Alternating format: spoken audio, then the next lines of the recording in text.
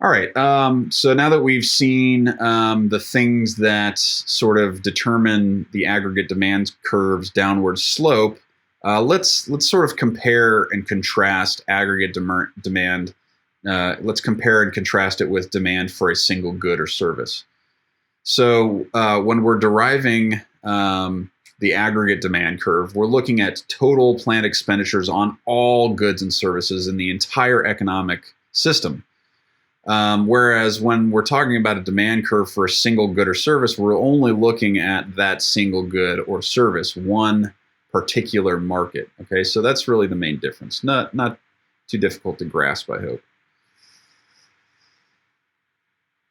All right, and then lastly, we're going to talk about what can shift, or we're kind of going to get a preview of what can shift the aggregate demand curve. So basically anything that is not price level change, right? So anything that's not a price level change that increases aggregate spending will increase aggregate demand, shift it to the right. And anything that's not a price level change that decreases aggregate spending will shift aggregate demand to the left. So let's see. Basically, if the government decided to boost spending, that would increase planned expenditure in the economy and shift the aggregate demand curve to the right. As we will find out, so that's actually fiscal policy, which we'll talk about later in the term. As it turns out, if the Federal Reserve Bank increases the money supply, that also increases aggregate spending without coming from a change in price level. So that would shift the aggregate demand curve to the right, and that's called monetary policy. So that's something else we'll talk about later in the term.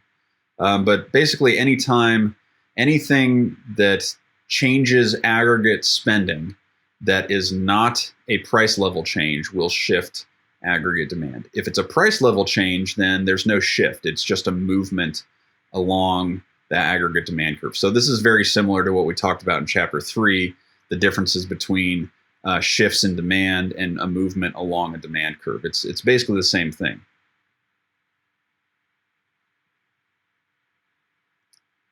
All right, so here's a table of some things that can change aggregate demand that aren't changes in price level. So I already mentioned an increase in the amount of money in circulation. Something else, increased security about jobs in the future. So when people feel more optimistic about the economy, they spend more, and it's not because of a change in the price level. It's just because they feel better about economic conditions. By the way, I'm reading the ones that cause increases in aggregate demand. Basically, the opposite of these things will decrease aggregate demand. So other things, improvement in the economic conditions in other countries, right? So this is similar.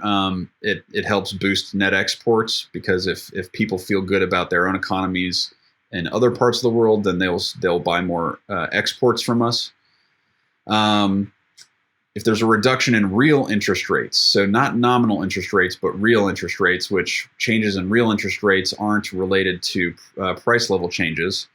Nominal interest rates are related to price level changes. So when we have a reduction in real interest rates, that boosts investment spending for the most part, and it's not related to the price level. When we have decreases in taxes, that increases aggregate demand, right? So when the government taxes us less, we have more disposable income. Remember that disposable personal income is personal income after taxes have been paid. So when taxes go down, we have more money to spend after we pay our taxes. So that, again, is not a price level change, but it would increase our purchasing. And then the last one, a drop in the foreign exchange value of the dollar. So if another country's currency gets more or less valuable, that can change our net exports. But it's not because of a price level change here in the U.S. It's because of a change in the value of a currency of a foreign country.